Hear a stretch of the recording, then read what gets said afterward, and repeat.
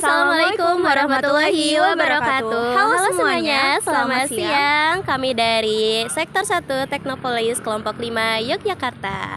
Perkenalkan, nama aku Alia Lanini selaku moderator di video ini. Aku Kotrada Nazifa selaku bulurah dari Kelompok 5 Yogyakarta. Hari ini kita akan ngobrol session bersama Kak Irzia seputar manajemen waktu. Jangan lupa nonton ya videonya habis ini. Sudah bersama kita yaitu Teta Irzia. Teta boleh perkenalkan terlebih dahulu pada teman-teman. Oke, mungkin perkenalkan, nama saya Irzia Fitri Mutmainah, biasa dipanggil Zia. Saya dari Prodi Teknik Komputer semester 7. Oke. Halo Teh Irzia. Halo Teta Irzia. Salam kenal. Kita dari kelompok 5. Oke Teh, jadi hari ini kita mau ngobrolin tentang manajemen waktu. Kita ketahui bersama ya Teh, kita anak-anak SMA yang sedang beralih ke masa perkuliahan. Tentu ada hal-hal yang perubahan cukup drastis. Jadi kita mau tanya-tanya dulu nih Teh. Kita mau bahas manajemen waktu. Menurut Teh sendiri manajemen waktu itu apa sih Teh?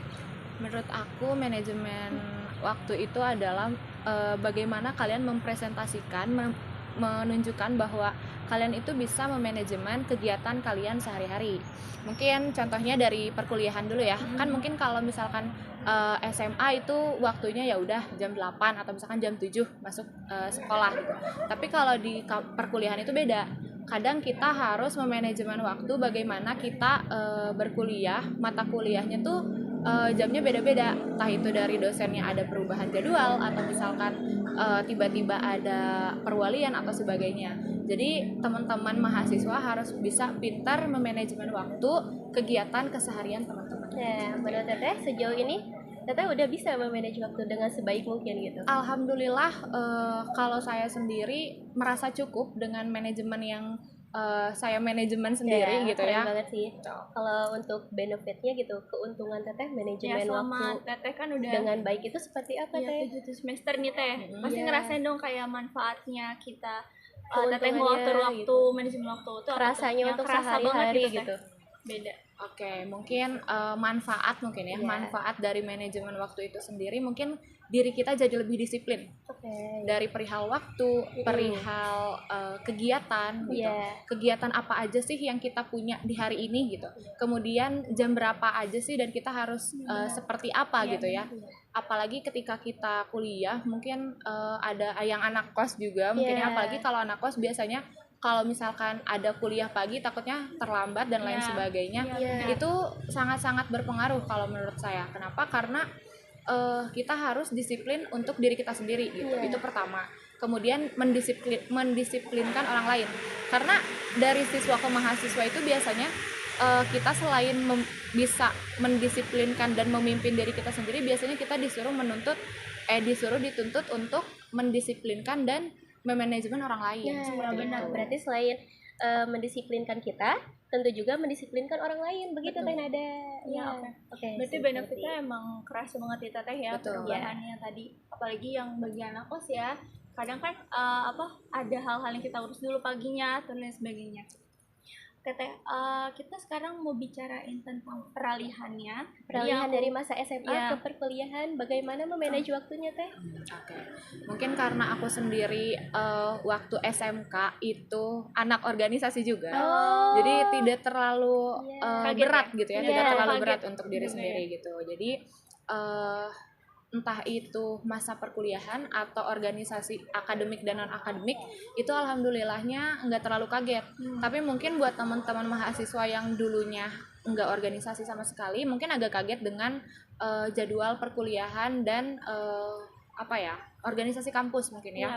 Gitu. Karena mungkin padat juga di kampus, walaupun nggak padat tapi tetap kerasa stres. Kenapa? Karena mungkin ada peralihan di mana teman-teman nggak ngerasa kok perasaan dulu di SMA nggak kayak gini loh, tapi kok di kuliah kayak gini. Entah itu nanti ada tuntutan dari dosen, entah itu tekanan dari pertemanan gitu ya. Karena kan mungkin pertemanan di SMA kalau misalkan ada PR, kamu udah belum tugasnya, tapi kadang di kuliah tuh susah buat nyari teman yang bisa saling support. Mata kuliah tuh susah. Nah, lalu kalau misalkan waktu organisasi dan kuliahnya itu bentrok mungkin ya. Bentrok itu gimana? Teman-teman harus punya skala prioritas. Nah, bahas skala prioritas nih Teh, teman-teman. Kadang kita tuh masa SMA kan kayak kita mentingin ya udah yang penting selesai gitu kan. Apalagi tugas. Nah, apalagi pas SMA kita tuh kan buku disediain ya Teh. Sedangkan kalau kuliah kan enggak nih. Kita harus cari mandiri. Terus kalau SMA kan kita bedanya kita dikejar-kejar guru, tapi sedangkan kalau kuliah kan kita yang ngejar-ngejar dosen. Nah itu bagaimana sih Teh kita nentuin prioritas, apalagi yang mungkin Teteh udah semester mana 7 yang harus didahulukan mungkin begitu ya? Apa Teteh ada sambil kayak tadi Teteh rapat-rapat tuh, itu gimana Teh cara bagi prioritasnya gitu? Kalau dari aku pribadi, pertama mungkin karena kita tujuan kuliah adalah untuk belajar, jadi skala prioritas pertama itu adalah belajar, kuliah gitu, kuliah akademik. Kenapa? Karena kita udah kontrak mata kuliah. Nah, itu adalah bentuk komitmen mahasiswa kepada akademiknya, yaitu kontrak mata kuliah. Jadi itu adalah skala paling utama gitu. Kemudian mungkin ada di organisasi, entah itu nanti kita jadi staff atau misalkan kita jadi pimpinan di organisasi itu mungkin akan jadi prioritas karena kita sudah mengikrarkan bahwa kita akan berkomitmen kepada organisasi organisasi yang udah kita emban ya. Berarti bukan mengesampingkan organisasi, namun ada pula yang harus kita prioritaskan gitu. Yang penting nomor 1 kuliah, begitu teman-teman. Betul. Terus juga mungkin kalau misalkan ternyata ada acara keluarga, nah mungkin, itu kayak gimana tuh Teh? Kalau misalkan kayak gitu, kalian bisa lihat dari skala kepentingan, skala kepentingan dan skala kalian penting nggak sih ada di acara itu? Betul. Kalau misalkan ternyata ada acara keluarganya liburan, terus family gathering, terus ternyata kalian di organisasi kalian sebagai ketua dan nggak bisa ditinggalin. Mungkin kalian harus memprioritaskan organisasi itu. Beda cerita kalau kalian jadi staff. Kalau misalkan kalian jadi staff terus ada acara family gathering dan mewajibkan kalian untuk ikut family gathering itu, ya mungkin bisa-bisa aja, sah-sah aja untuk mengikuti family gathering seperti itu. Karena kan kadang tuh ada ya teman-teman yang mungkin ada teman-teman di luar sana yang masuk OSIS MPK juga. Betul. Aku termasuk. Kadang tuh kita kalau izin rapat, maaf izin rapat soalnya ada acara keluarga, padahal kita belum tahu itu acara penting atau tidak. Kita ada di situ tahu. Teh, pertanyaan terakhir nih Teh, pastinya tips and triknya gimana untuk teman-teman memanage waktunya lebih baik. Kita deh juga nih, kita kan maba nih Teh. Apakah Teteh punya kayak jam-jam tertentu, kayak jam sekian harus belajar ini, terus jam sekian harus ngurus ini gitu, seperti apa? Kalau tips and trick dari aku, karena kalian masih maba ya, jadi fokusin dulu aja sama akademik.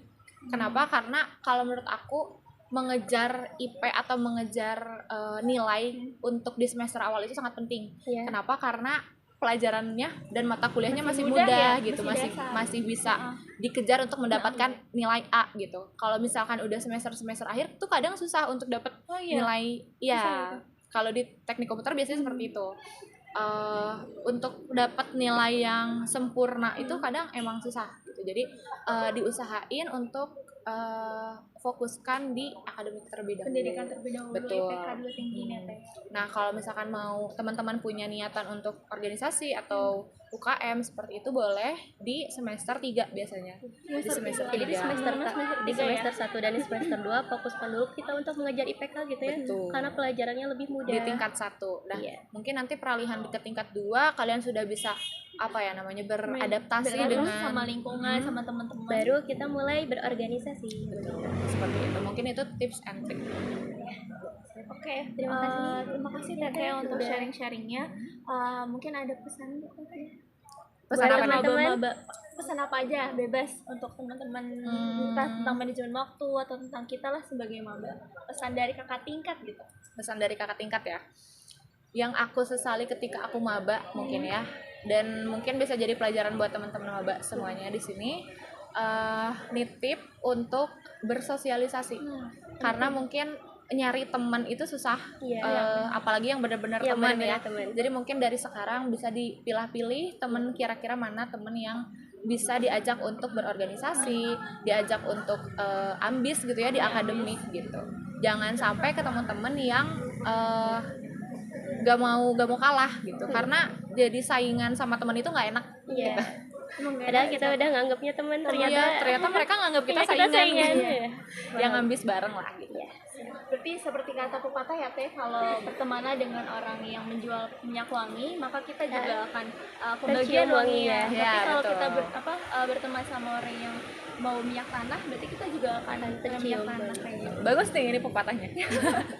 Oke teman-teman, sekian dulu sharing-sharing dari kakak Irzia, teteh Irzia, maaf ya.